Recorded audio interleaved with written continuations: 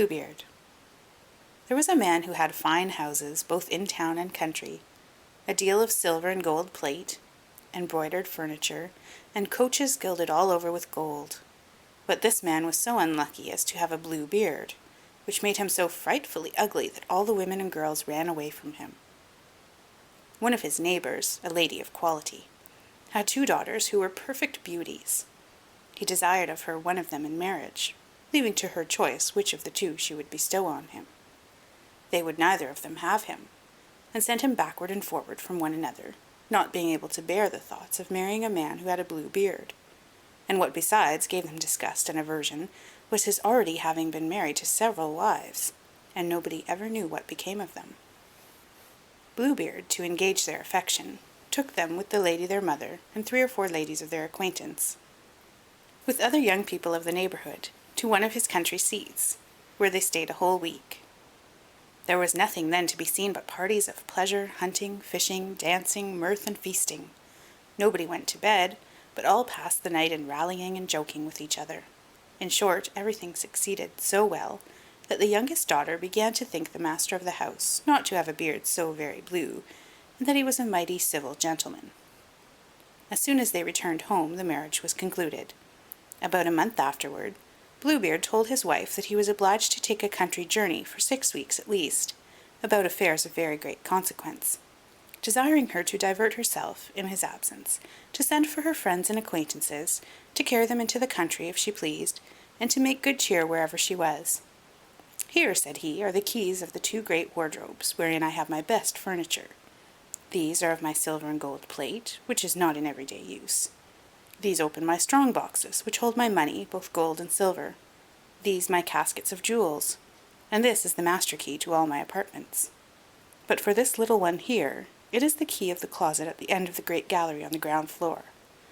Open them all, go into all and every one of them, except that little closet, which I forbid you, and forbid it in such a manner, that if you happen to open it, there's nothing but what you may expect from my just anger and resentment." She promised to observe very exactly whatever he had ordered, when he, after having embraced her, got into his coach and proceeded on his journey. Her neighbours and friends did not stay to be sent for by the new married lady, so great was their impatience to see all the rich furniture of her house, not daring to come while her husband was there, because of his blue beard, which frightened them. They ran through all the rooms, closets, and wardrobes, which were all so fine and rich that they seemed to surpass one another. After that they went up into the 2 great rooms, where was the best and richest furniture. They could not sufficiently admire the number and beauty of the tapestries, beds, couches, cabinets, stands, tables, and looking-glasses, in which you might see yourself from head to foot. Some of them were framed with glass, others with silver, plain and gilded, the finest and most magnificent ever were seen. They ceased not to extol and envy the happiness of their friend, who in the meantime in no way diverted herself in looking upon all these rich things, because of the impatience she had to go and open the closet on the ground floor.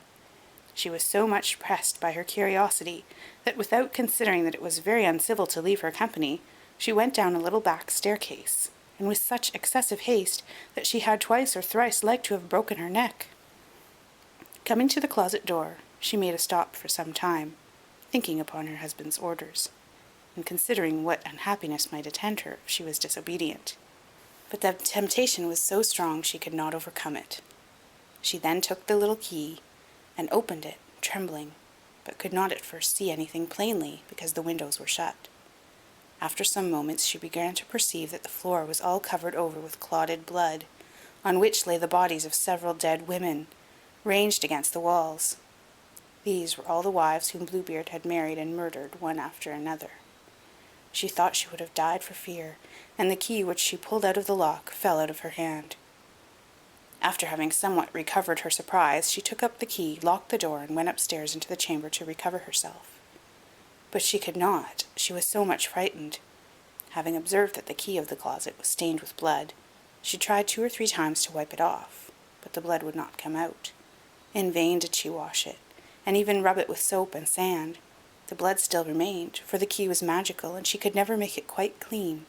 When the blood was gone off from one side, it came again on the other.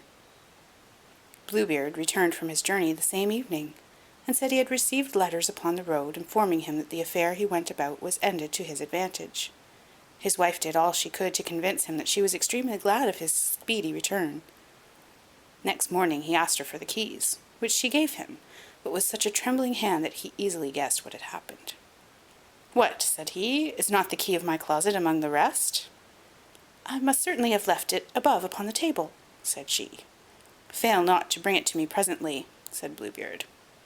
After several goings backward and forward, she was forced to bring him the key. Bluebeard, having very attentively considered it, said to his wife, "How comes this blood upon the key?" "I do not know," cried the poor woman, paler than death. "You do not know," replied Bluebeard. "I very well know. You were resolved to go into the closet, were you not? Mighty well, madam, you shall go in, and take your place among the ladies you saw there." Upon this she threw herself at her husband's feet, and begged his pardon with all the signs of true repentance, vowing that she would never more be disobedient. She would have melted a rock, so beautiful and sorrowful was she, but Bluebeard had a heart harder than any rock. "You must die, madam," said he, "and that presently." "Since I must die," answered she, looking upon him with her eyes all bathed in tears, "give me some little time to say my prayers." "I give you," replied Bluebeard, "half a quarter of an hour, but not one moment more." When she was alone, she called out to her sister, and said to her, "Sister Anne," for that was her name, "go up, I beg you, upon the top of the tower, and look if my brothers are not coming over. They promised me that they would come today, and if you see them, give them a sign to make haste." Her sister Anne went to the top of the tower, and the poor afflicted wife cried out from time to time, "Anne, Sister Anne, do you see any one coming?" And Sister Anne said, "I see nothing but the sun, which makes a dust, and the grass, which looks green." In the meanwhile, Bluebeard, holding a great sabre in his hand, cried out as loud as he could bawl to his wife, "Come down instantly, or I shall come up to you." "One moment longer, if you please," said his wife, and then she cried out very softly, "Anne, Sister Anne, dost thou see anybody coming?" And Sister Anne answered, "I see nothing but the sun, which makes a dust, and the grass, which is green." "Come down quickly," cried Bluebeard, "or I will come up to you." "I am coming," answered his wife, and then she cried, "Anne, Sister Anne, dost thou not see any one coming?" "I see," replied Sister Anne, "a great dust, which comes on this side here." "Are they my brothers?" "Alas, no, my dear sister, I see a flock of sheep." "Will you not come down?" cried Bluebeard. "One moment longer," said his wife, and then she cried out, "Anne, Sister Anne, dost thou see anybody coming?" "I see," said she, "two horsemen, but they are yet a great way off." "God be praised," replied the poor wife joyfully. "They are my brothers. I will make them a sign, as well as I can, for them to make haste." Then Bluebeard bawled out so loud that he made the whole house tremble. The distressed wife came down and threw herself at his feet, all in tears, with her hair about her shoulders. "That signifies nothing," says Bluebeard. "You must die." Then, taking hold of her hair with one hand, and lifting up the sword with the other, he was going to take off her head. The poor lady, turning about to him and looking at him with dying eyes, desired him to afford her one little moment to recollect herself. "No, no," said he, "recommend thyself to God," and was just ready to strike. At this very instant there was such a loud knocking at the gate that Bluebeard made a sudden stop. The gate was opened, and presently entered two horsemen, who, drawing their swords, ran directly to Bluebeard. He knew them to be his wife's brothers, one a dragoon, the other a musketeer, so that he ran away immediately to save himself. But the two brothers pursued so close that they overtook him before he could get to the steps of the porch, when they ran their swords through his body and left him dead. The poor wife was almost as dead as her husband, and had not strength enough to rise and welcome her brothers. Bluebeard had no heirs, and so his wife became mistress of all his estate.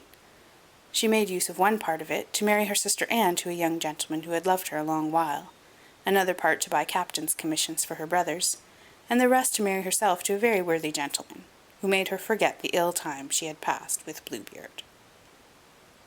End of Bluebeard.